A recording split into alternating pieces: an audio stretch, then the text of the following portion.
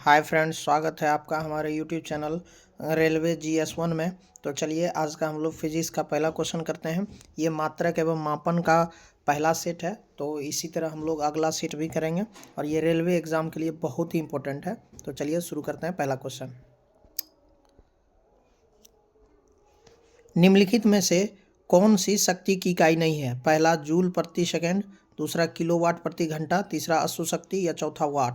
तो किलोवाट घंटा ऊर्जा का मात्रक नहीं है, तो इसका सही आंसर हो जाएगा friends option number B. Kilowatt घंटा ऊर्जा का मात्रक नहीं है, इसे विद्युत ऊर्जा की खपत की मात्रा के रूप में व्यक्त किया जाता है। इसका संक्षिप्त रूप किलोवाट प्रति घंटा होता है और एक किलोवाट घंटा बराबर होता है 3.6 गुने 10⁻⁶ जूल। चलिए नेक्स्ट क्वेश्चन की ओर।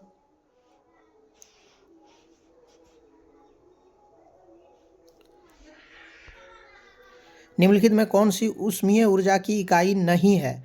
पहला किलोवाट, दूसरा कैलोरी, तीसरा वाट सेकंड या चौथा जूल। तो ऊष्मीय ऊर्जा की इकाई किलोवाट नहीं है, तो इसका सही आंसर हो जाएगा फ्रेंड्स ऑप्शन नंबर ए। चलिए नेक्स्ट क्वेश्चन की ओर। प्रेरित विभवांतर का SI इकाई क्या है? पहला वोल्ट, दूसरा एम्पियर, तीसरा मीटर एम्पियर या चौथा मीटर वोल्ट। तो प्रेरित विभवांतर का SI इकाई वोल्ट है। प्रेरित विभवांतर का SI इकाई वोल्ट है। विद्युत परिपथ के दो बिंदुओं के बीच विभव में जो अंतर होता है उसे ही दोनों बिंदुओं के बीच का विभवांतर कहते हैं। तो इसका सही आंसर हो जाएगा फ्रेंड्स ऑप्शन नंबर ए। चलिए नेक्स्ट क्वेश्चन की ओर।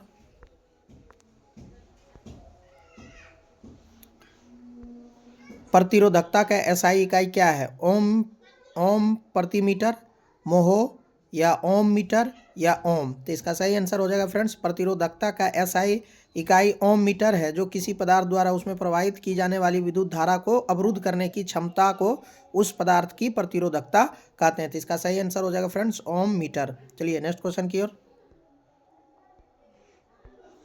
किस भौतिक राशि का मात्रक वोल्ट प्रति एम्पियर होता है? पहला प्रतिरोध, दूसरा धारा, तीसरा कार्य या चौथा आवेश। तो वोल्ट प्रति एम्पियर किसका मात्रक होता है? आप लोग कमेंट्स में बताइए फ्रेंड्स। तो इसका सही आंसर हो जाएगा फ्रेंड्स ऑप्शन नंबर ए प्रतिरोध, क्योंकि V बराबर होता है IR, तो R बराबर हो जाएगा V/I। इसी को हम लोग बोलते हैं वोल्ट प्रति एम्पियर। तो चलिए नेक्स्ट क्वेश्चन की ओर। प्रतिरोध का मात्रक होता है, प्रतिरोध का क्या मात्रक होता है? ओम, कूलाम, एम्पियर या वोल्ट। प्रतिरोध का मात्रक ओम होता है, प्रतिरोध का मात्रक ओम होता है। चलिए नेक्स्ट क्वेश्चन की ओर। आवर्धन की इकाई क्या है? सेंटीमीटर, डायप्टर, इसकी कोई इकाई नहीं या न्यूटन। तो आवर्धन की कोई इकाई नहीं होती है, क्योंकि आवर्धन दो समान मात्राओं का अनुपात है। इसका सही आंसर हो जाएगा फ्रेंड्स ऑप्शन नंबर सी। चलिए नेक्स्ट क्वेश्चन की ओर। विद्युत शक्ति का SI मात्रक क्या होता है? पहला न्यूटन, दूसरा कैलोरी, तीसरा जूल या चौथा वाट। तो विद्युत परिपथ में जिस दर से विद्युत ऊर्जा स्थानांतरित या खर्च होती है उसे विद्युत शक्ति कहते हैं। इसका मात्रक वाट होता है, यानी विद्युत शक्ति का मात्रक वाट होता है, यानी P बराबर W/T। चलिए नेक्स्ट क्वेश्चन की ओर। लेंस की क्षमता का SI मात्रक क्या होता है? तो लेंस की क्षमता का SI मात्रक मीटर, डायप्टर, जूल या न्यूटन। तो लेंस की SI क्षमता का मात्रक डायप्टर होता है। तो इसका सही आंसर हो जाएगा फ्रेंड्स ऑप्शन नंबर बी। चलिए नेक्स्ट क्वेश्चन की ओर। फोकस दूरी की SI इकाई क्या है? पहला मीटर, दूसरा सेंटीमीटर, तीसरा मिलीमीटर या चौथा डेसीमीटर। तो फोकस दूरी की SI की इकाई क्या होती है फ्रेंड्स? मीटर। चलिए नेक्स्ट क्वेश्चन की ओर। अब बायोलॉजी का हम लोग क्वेश्चन करेंगे फ्रेंड्स। तो जीव विज्ञान की कौन सी शाखा वंशानुक्रम पैटर्न के माध्यम पर केंद्रित है? पहला विकासीय या जीव विज्ञान, दूसरा मानव शास्त्र, तीसरा आनुवंशिकी या चौथा जैव प्रौद्योगिकी। तो जीव आनुवंशिकी जीव विज्ञान की वह शाखा है जो वंशानुक्रम पैटर्न के अध्ययन पर केंद्रित होता है। तो इसका सही आंसर हो जाएगा friends option number C. Option number C आनुवंशिकी। चलिए नेक्स्ट क्वेश्चन की ओर। सब्जियों, फलों और फूलों जैसी उच्च मूल्य वाली फसलों की खेती को क्या कहते हैं? तो हॉर्टिकल्चर विज्ञान की वह शाखा जिसमें अनाज और पौधों को उगाने से लेकर उसके व्यापार तक अध्ययन किया जाता है। तो इसका सही आंसर हो जाएगा friends option number D horticulture. चलिए नेक्स्ट क्वेश्चन की ओर। कोशिका के अध्ययन को क्या कहा जाता है? कोशिका के अध्ययन को क्या कहा जाता है? कोशिका के अध्ययन को साइटोलॉजी कहा जाता है। तो ऑप्शन नंबर सी, कोशिका के अध्ययन को साइटोलॉजी कहते हैं। चलिए नेक्स्ट क्वेश्चन की ओर। विटीकल्चर क्या है? तो विटीकल्चर अंगूर की खेती है। विटीकल्चर में किसका खेती किया जाता है? अंगूर का। चलिए नेक्स्ट क्वेश्चन की ओर। एपिग्राफी का क्या अभिप्राय है? तो कंकालों का अध्ययन से, शिलालेखों का अध्ययन से, मानचित्र का अध्ययन या सिक्कों का अध्ययन से। तो एपिग्राफी में ऑप्शन नंबर बी, शिलालेखों का अध्ययन किया जाता है। सिक्कों का अध्ययन न्यूमिस्मेटिक्स कहा जाता है। चलिए नेक्स्ट क्वेश्चन की ओर। पक्षियों के अध्ययन को क्या कहते हैं? तो पहला हर्पेटोलॉजी, दूसरा ऑप्थेल्मोलॉजी, तीसरा एंथ्रोपोलॉजी या चौथा ऑर्निथोलॉजी। तो पक्षियों के अध्ययन को ऑर्निथोलॉजी कहा जाता है। देखिए, हर्पेटोलॉजी में उभयचरों एवं सरीसृपों का अध्ययन किया जाता है। ऑप्थेल्मोलॉजी में आँखों का चिकित्सीय अध्ययन किया जाता है। एंथ्रोपोलॉजी में मानव के कर्मिक विकास का अध्ययन किया जाता है। तो इसका सही आंसर हो जाएगा फ्रेंड्स ऑप्शन नंबर डी।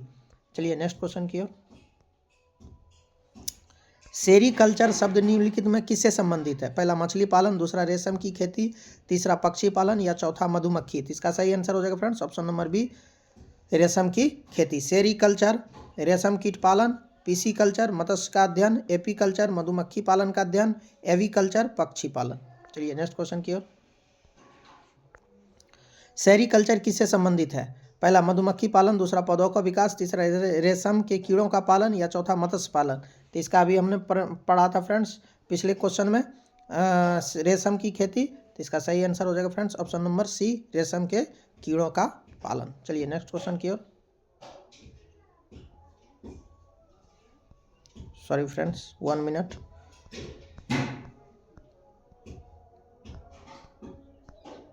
हाँ, सेरीकल्चर। चलिए नेक्स्ट क्वेश्चन।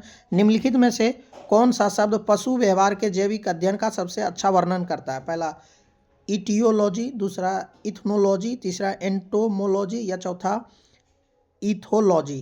तो इटियोलॉजी रोगों के कारणों का अध्ययन करने वाला शास्त्र है। तो इसका सही आंसर हो जाएगा friends option number D, ethology. चलिए नेक्स्ट क्वेश्चन की ओर। अब हम लोग केमिस्ट्री का देखते हैं फ्रेंड्स। चलिए पहला क्वेश्चन, निम्नलिखित में से किसके अणुओं के बीच आकर्षण बल अधिकतम होता है? पहला द्रव, दूसरा गैस, तीसरा प्लाज्मा या चौथा ठोस। तो ठोस पदार्थ वह एक अवस्था है जिसकी पहचान पदार्थ की संरचनात्मक दृढ़ और विकृति के प्रति प्रत्यक्ष विरोध गुण का आधार की जाती है। ठोस पदार्थों में उच्च यंग मापांक और अपरूपता मापांक होते हैं जिससे इसका आकर्षण बल अधिक होता है। तो इसका सही आंसर हो जाएगा फ्रेंड्स ऑप्शन नंबर डी। चलिए नेक्स्ट क्वेश्चन की ओर। पदार्थ के संदर्भ में निम्न में कौन सा कथन सही नहीं है? तो इसका सही आंसर हो जाएगा फ्रेंड्स ऑप्शन नंबर ए, पदार्थ के कणों के बीच कोई आकर्षण बल नहीं लगता जबकि लगता है। चलिए नेक्स्ट क्वेश्चन की ओर। ठोस के कणों के संदर्भ में निम्न में से क्या सही है? वे यादृच्छिक रूप से गतिशील होते हैं, उनके बीच बड़े अंतराल होते हैं, उनके व्यवस्थित तरीके से विन्यासित होते हैं या उनमें न्यूनतम आकर्षण होता है। तो इसका सही आंसर हो जाएगा फ्रेंड्स ऑप्शन नंबर सी, व्यवस्थित तरीके से विन्यासित होते हैं। चलिए नेक्स्ट क्वेश्चन की ओर। अभी तक वैज्ञानिकों द्वारा पदार्थ की कितनी अवस्थाएं की खोज हो चुकी है? तो इसका सही आंसर हो जाएगा फ्रेंड्स ऑप्शन नंबर बी, 5। चलिए नेक्स्ट क्वेश्चन की ओर। नीचे दी गई आकृति से अब क्या अनुमान नहीं लगाया जा सकता है? तो आप इसे ध्यान से पढ़ेंगे फ्रेंड्स। तो इसका सही आंसर हो जाएगा फ्रेंड्स ऑप्शन नंबर बी। चलिए नेक्स्ट क्वेश्चन की ओर। डैश में विसरण अधिक तीव्रता से होता है? तो इसका सही आंसर हो जाएगा फ्रेंड्स गैसों में विसरण अधिक तीव्रता से होता है। चलिए नेक्स्ट क्वेश्चन की ओर। निम्न में कौन सा कथन गलत है? तो इसका सही आंसर हो जाएगा फ्रेंड्स ऑप्शन नंबर ए, पदार्थ के कण स्थिर अवस्था में होते हैं जबकि पदार्थ के कण गतिशील अवस्था में होते हैं। चलिए नेक्स्ट क्वेश्चन की ओर।